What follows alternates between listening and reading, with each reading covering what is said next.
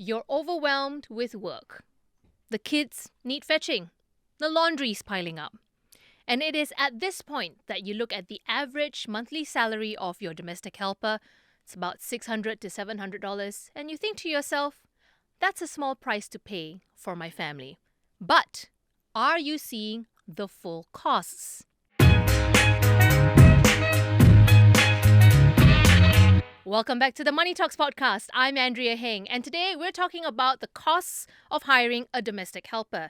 Because more often than not, families tend to just focus on the average monthly salary and overlook the hidden costs. I'm talking about the levies, the insurance, the medical bills, even the rise in your utilities, because there is now one more person living in your home. So, what about the hidden costs? Let's get some breaking down business from Chloe Lim. She's co-founder of maid agency gentleHelp. Chloe, good of you to join us on Money Talks. Thanks very much. Thanks for having me on your show, Andrea. Oh, it's a pleasure. So this is something that's not always in my wheelhouse, but a lot of Singaporean households do have hired help. And I think it's an important conversation to have. So first and foremost, how often do you see or meet employers who have done the math only to realize later that, they had completely underestimated the costs involved in hiring a domestic helper? More often than you think. Oh, really? Yes. Wow. So I think we have many employers coming to us, and the way they look at a helper, it's like what you said, it's just the monthly salary. But there are many cost components that they have yet to think about. So we see it as our role to walk them through as well. Okay. What are the most common expenses that they tend to miss out on outside of the monthly salary? What do they come to you and say, oh my God, I'm surprised I have to pay for this? Yes. So there are two expenses. One would be the levy of the foreign worker. Right. So after the employer hires the helper, every month they have to pay a levy to the government, the foreign worker levy. So this can range from $60 a month all the way to about $450 a month. Oh, so that's a wide very big range. Yeah. $450 if they were to be hiring a second helper, and if they do not meet the eligible criteria for any concession. The second bucket that employers may think about, but they may not actually calculate it, would be the living expenses of the helper. So when the helper is staying with the employer is responsible for her living expenses. So that includes her food. If transport is required as part of her job, the employer also needs to pay for her transport as well. So all these costs can add up very quickly. How much more are we talking about here in terms of expenses, living expenses, plus the levy? But in percentage points, I guess, in percentage-wise? So let's assume 600 to 700, right? Yes. For living expenses, we can do a modest estimate. Let's assume maybe $10 per day for 30 days. That will be $300 more just in terms of living expenses. So that's like additional utilities, food, transportation. On top of that, let's add the levy. Let's assume it's about $60 a month. So that's $360. So on top, $360 on top of your 600 to 700. That is almost, more than 50% on top of that. That's easily over $1,000 already exactly. per month. Exactly. We're talking about, right? I think people forget that sometimes these are recurring expenses. We'll get into that in just a bit. But I wanted to bring up something that I read about, and this is something called the placement fee, which is supposed to be an upfront payment made by employers to agencies on behalf of the helper. First of all, what's this placement fee for? And what's the range that we have to prepare to pay?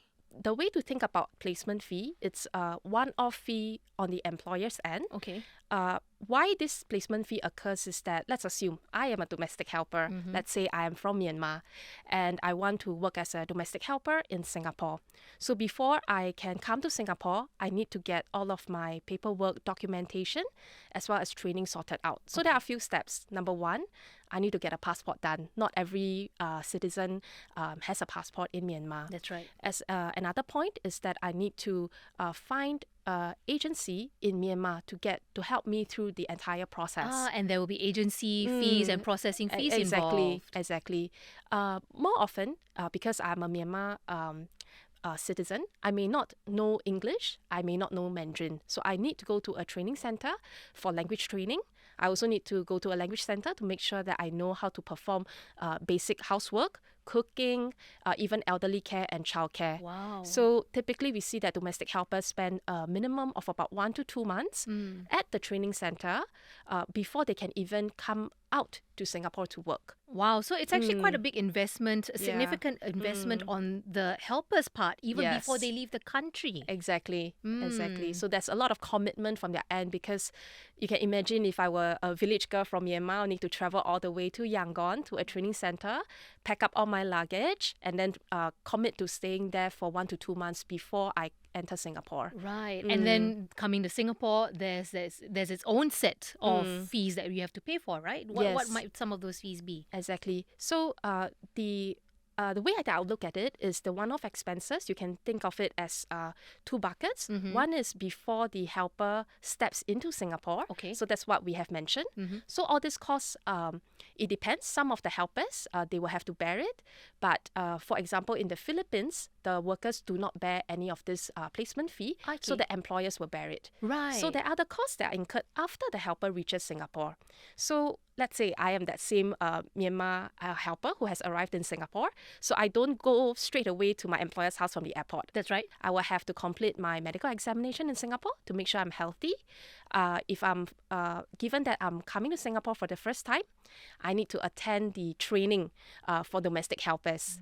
I will also need to register my thumbprint and take my photo with MOM to Yeah. register my biometrics Yep. before I can start work at the employer's house. Right. So all these costs will then be borne by the employer in Singapore. Okay. So in the case of the helper that comes from the Philippines, where they don't fork out the money for all of the pre-Singapore Yes. expenses, is that also borne by an agency here in Singapore, agency in the Philippines, or by the Singaporean employer?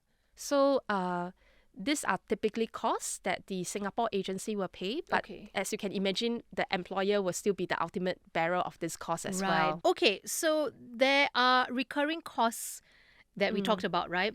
Food, living expenses, etc., Yes. transport. I think in some cases it is mobile phone or also one of those expenses that can be incurred. So the way we can think about it is if the mobile phone is not required as part of the helper's job scope. So for example, as part of her job scope, she's not required to remain active on her mobile phone, then the employer is not obligated to cover her mobile phone expenses. Okay. But most But times it really depends on goodwill from the employer, because we do have many employers who help to cover the phone bills of the helpers, especially in her initial months. I see. Okay. Any other recurring expenses or costs outside of the salary and living expenses that we've not Yes. covered? I think there are some. I would think it would be under the bucket that you call hidden costs that Yeah. employers may not plan for, but sometimes circumstances are unforeseen. So, for example, helpers when they are in Singapore, they have the hospitalization and personal accident insurance. But employers do have to know that if the helper falls sick and go to the clinic, like a GP clinic for a flu, these are typically not covered under the typical insurance coverage. Oh. Because the insurance coverage is meant to, if they purchase the basic plan, it's mostly to cover catastrophic, bigger events. So accidents. Correct, exactly. Hospitalization. Right, it's a bit more serious Yeah, stuff. exactly. Okay. Exactly. Are there insurance plans that they can buy that does cover things like GP visits that Yes. employers can purchase? Yes, there are. So Okay. then the employers can weigh, okay, is paying this amount of additional premium worth, covering the GP visits in the future. So it is Yes. completely at the discretion of the employer. Exactly. Same like the mobile phone. Correct. Okay, interesting. Right. So there's quite a bit of flexibility in terms of Yes. what I choose to cover in terms of expenses for my helper outside of just the salary. It's up to me as well, right? So in case people don't know this, it's actually mandatory to give our helpers 1 day a month off duty. This is the 1 day that they take a break, they can do whatever they like, they can catch up with friends, etc. Now, what happens if it's a family or a household that needs constant care? 24/7 care. Some are those with critical illnesses, they need a lot of attention, or they simply need someone to still be around to take care of the kids, of the elderly, right? How do I factor in the cost of hiring extra help for that one day off? So typically for that one day off where the helper is out, the family will have to find another alternative caregiving option. So that what we have seen is that families hire part-time caregivers to come in for the day, for example, for 12 hours a day or for 8 hours a day for that day itself. Then the cost, if we were to quantify it, the typical part-time caregiving rate, really depending on, whether is it a nurse or is it a caregiver. But if it's a caregiver herself, it would typically cost about, let's say, $25 to $30 an hour, and multiply by 8 to 12. Okay, so it's pretty much the same as the part-timer rate. And this is something that we have to factor in the overall budget for hiring a helper, right? Yes, I would say it's important to include that. Okay, want to talk now about the monthly levy. Yes. This is quite a hot button topic in Singapore when it Yes, comes to exactly. domestic helpers. Yeah. So for some, you mentioned the low end of the range, it's $60. But for others, it can go up to $450. And we were both talking about how wide that range is, right? So Yes. explain this range to me. Why does this range exist? I think the government is also trying to control the number of foreign workers in Singapore. When the levy rate is high, what they are trying to say is that given the family's circumstances, they may not necessarily require a helper, and therefore the levy rate is higher. Right. So to give a few examples, the $60 per month rate is granted as long as there is a need within a family. How the government looks at the need will be looking at the household members within the family. So the basic rule is that as long as there's an elderly member, family member above the age of 67 years old, or a child below the age of 16 years old. Okay. The third condition is or another person, the age don't meet the criteria, but they are deemed to be a person with disabilities, having qualified, being qualified under the assessment, then they are eligible. Then, of course, there are certain additional criteria in terms of the residency status, that, the child should be a Singapore citizen or the elderly should be a Singapore citizen / PR. Okay. Wow. Okay. So you really have to do your homework as the employer in terms of deciding, what kind of levy you actually have to pay eventually, right? Exactly. Okay. So want to go back to the medical expenses bit, right? Because we know that medical care can sometimes be the biggest unexpected cost. And we know that, okay, there's that flexibility. I can opt for an insurance plan, top up almost, right? That covers GP visits, but there's also the basic plan that covers more serious incidents or accidents, right? So how can families budget the risk of helpers, say, falling seriously ill or injured? Even dental emergencies must be considered. Yes, that's a great one. As something that's quite serious to look at, right? Because it can cause headaches. A dental emergency can cause infections. It can blow out of proportion pretty quickly, right? Exactly. So how do we budget for something like that? Under the current MOM regulations, they did mandate that for insurers, for all the insurance for domestic helpers, there needs to be a few things that needs to be present in all insurer policies. So that would be at least $60,000 for hospitalization coverage, and another $60,000 for any personal accident coverage. So regardless of what plan they opt for, the basic plan must have this. To your question of how families can budget, the way they can think about it is for this $60,000, whether they think this is a sufficient amount. So I think how MOM arrives at this number is also looking at the medical bills of other domestic helpers who may have been hospitalized before and deem that this is the actually the right amount for families as so well. it's aggregated based on aggregated data. So other things that families can look out for would be, there are a few things like what you mentioned, dental coverage. So one good thing to note for dental coverage is that, for example, dental expenses like wisdom tooth extraction or even like scaling and polishing, a bit more optional, are covered under most of the insurance plans. Right. So what is covered would be dental expenses arising out of personal accidents.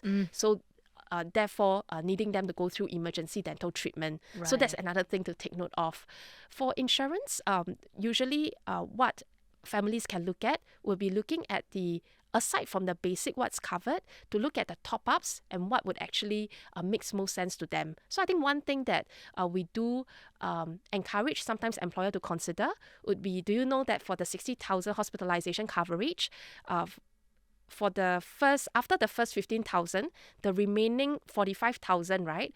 There is a co-payment element. Oh. So meaning for the 45,000, the family still needs to co-pay an amount. Right. So the family can actually choose to top up, okay, to waive the co-payment. Right. So that's something that we do encourage our employers to consider topping up, because it does make a difference. It does, Yeah. I'm sure. And it's also for peace of mind, because you don't want to have to be caught in the middle of a very big bill only to find out that, oh, okay, there was kind of like a way out, right? Yes. Okay, very interesting.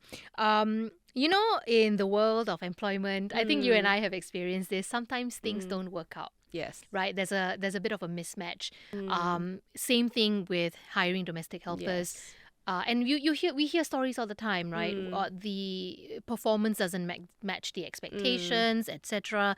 So if things don't work out, how much does a mishire typically cost the family? So let's say the current helper doesn't work out, then the next step would then be you will have to hire another replacement helper. Right. For the replacement helper, similar to what we just said, there's the cost to get her to come to Singapore, and then after Singapore, there's that cost for her to finish all her documentation and processes before she can start work with the employer. The cost over here, if I were to put an exact amount to it, really depends on two things. So number one, it's whether the employer is doing the hire themselves or through an agency. Right. So if they do the hire themselves, then they skip the agency service fee, but the additional cost to them will be additional time and effort to find the right candidate.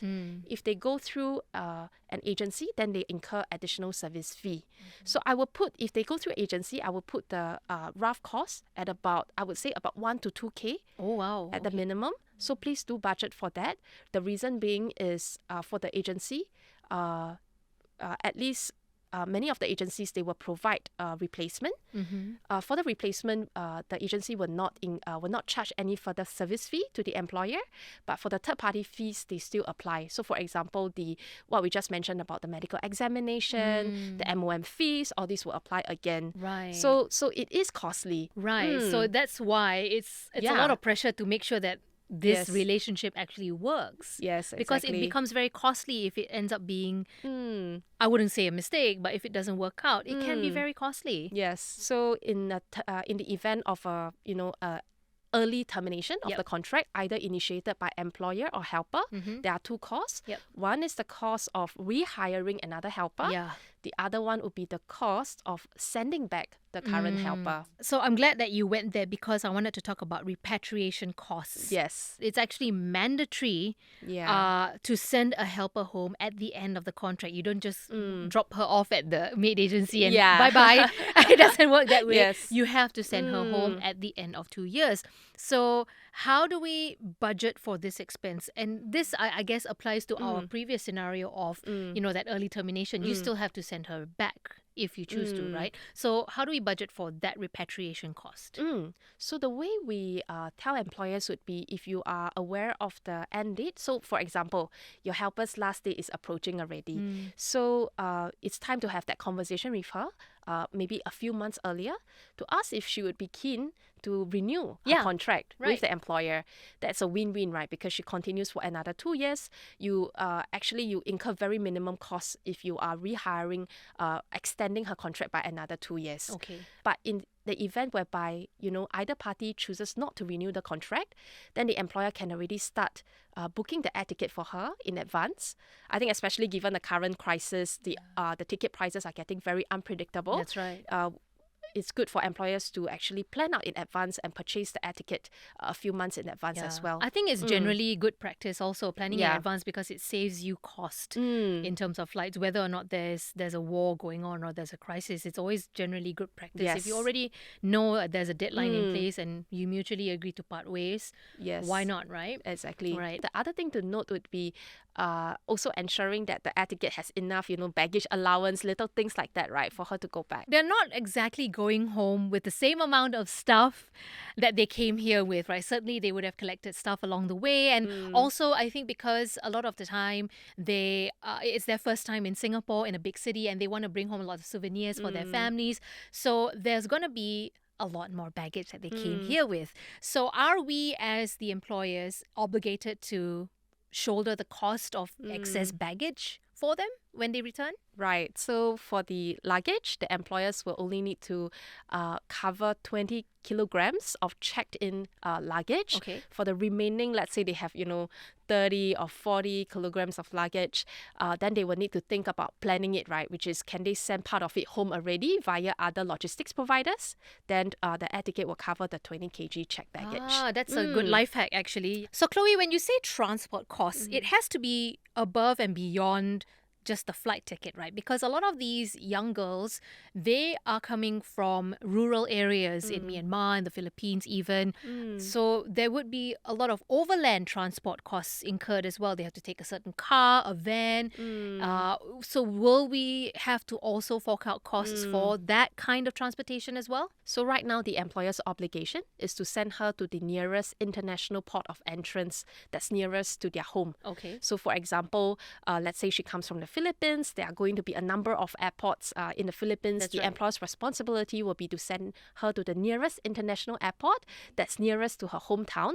I think the next question will then be, how would the employer know? Correct. So typically it will be taken note of in her employment contract with the employer in the case whereby she goes back, which airport she will be sent back to. Right. So that overland cost has to be covered as well, right? The overland cost after she reaches the international airport will then be borne by the helper to go back. I see. Okay, got it.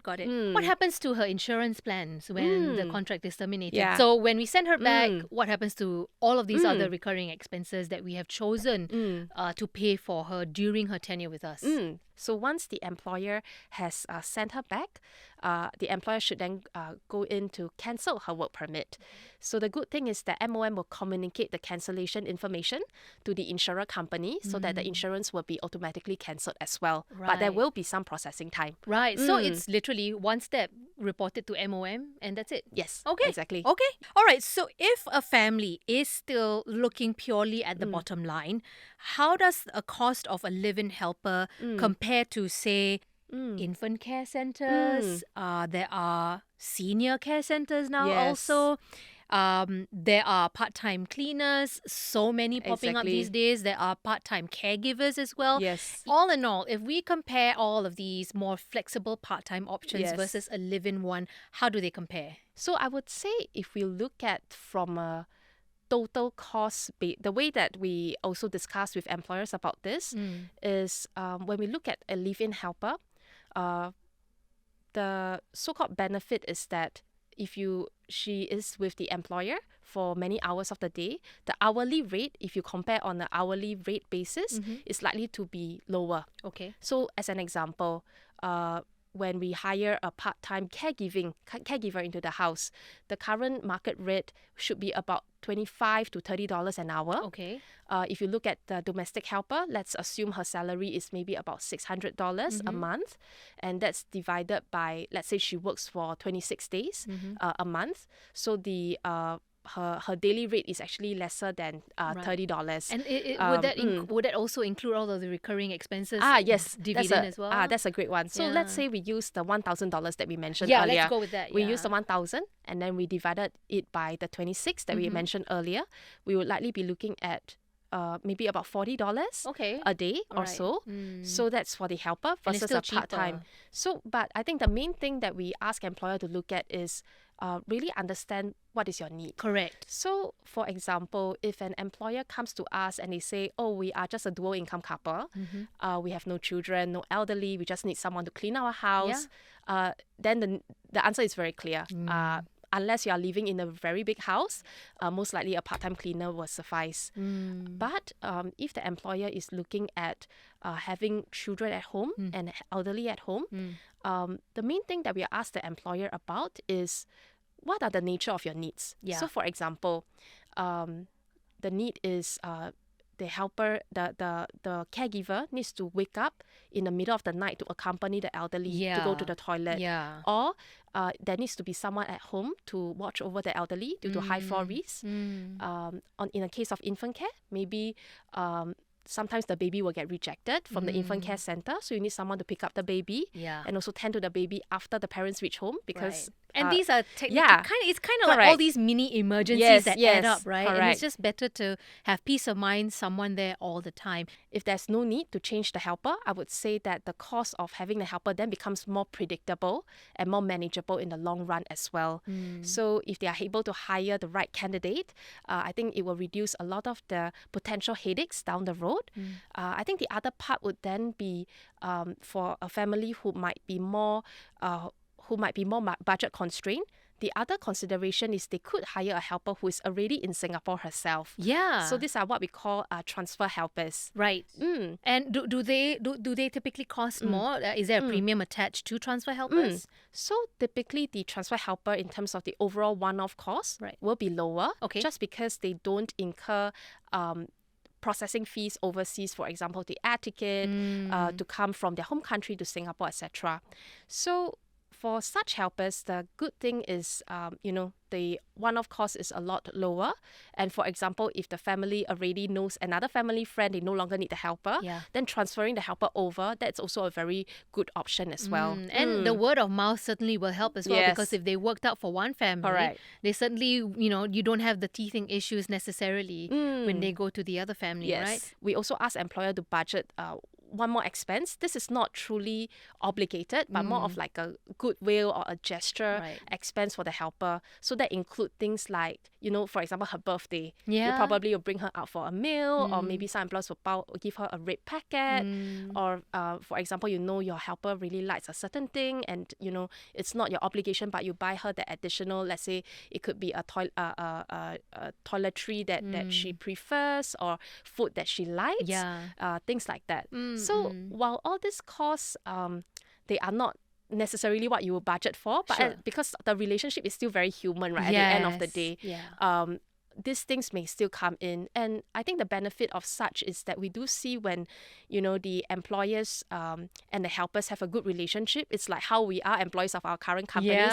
We tend to stay longer because we like what the company is doing. We like we like the family, and we see ourselves working longer for the family as well. I would like to say at this point that I think there is something that is absolutely priceless here in this conversation, and that is trust. I think trust is one thing that money cannot buy, and I think that's something that we need to factor in as well as a sort of personal cost to the family, right? Exactly. I think the other costs, as you mentioned, would be things like privacy. I think many of us, when we hire helpers into our home, one of the concerns would be, we are having one more stranger inside the house. It is not a financial cost, but there are costs because you can't, freely do things as you like before inside the house. That's right. That's another cost to factor in. And like what you said, trust. So inviting a stranger into your house to be, doing the housework, taking care of your family, that is really another so-called emotional expense as well. Exactly. And I think it may not cost money, but it is something for us to think about, especially because it's a big investment. It's a big commitment, and it's more than just money. Chloe, I've learned so much from you today. Thank you so much for sitting here on the Money Talks podcast to give me the lay of the land. Thank you so much. I love the conversation. Yeah, so did I. And I really hope that it benefits our listeners as well. Speaking of the Money Talks community, hello there. You tuning in, I have a question now that I want to leave with you. Which of the hidden costs that we discussed here today shocked you the most when it comes to hiring a domestic helper? Leave your answers or thoughts in the comments from wherever platform you are listening to us from.